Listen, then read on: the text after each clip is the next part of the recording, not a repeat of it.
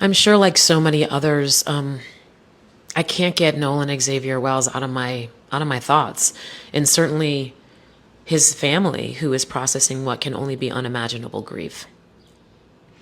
I've been sparingly taking in content because it's so heavy.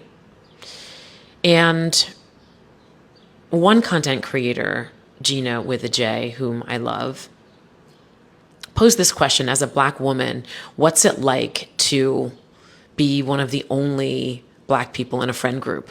And as a transracially adopted person who was raised in a white family in a majority white community, I can share a little bit of that. It's emotionally activating. It is really, especially when it's not your choice, when you don't have a choice, these are the people that you're around. It's one of those things where you're like, I gotta make the best of the situation. And yes, I made friends. Yes, I had good experiences. But underneath it all was a hypervigilance and an emotional activation that never shut off. I could never turn that off. I was always looking to make sure that I was going to be safe. I was always trying to figure out how to belong. But for what adoptive parents who have adopted Black and brown kids, and you are raising them in majority white environments, you have to be meticulous about their physical, emotional, and psychological safety. This is the highest stakes it's ever been. And no longer am I going to be able to put up with, in spaces that I curate, of parents being like, oh, you're making too big of a deal, April. Get to work.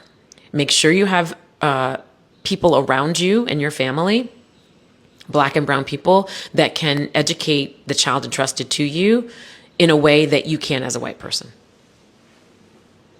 Just get to work. Oh, and by the way, I have a camp called Together on the Journey where we talk about all this.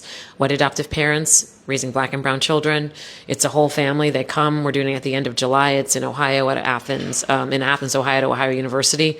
Come through. I think we can still probably take a couple more families. If you're interested, check out Together on the Journey, because that's where we wrestle this stuff to the ground, and we help you as a wet adoptive parent get it together and be that vessel of love and protection that you have signed up to be.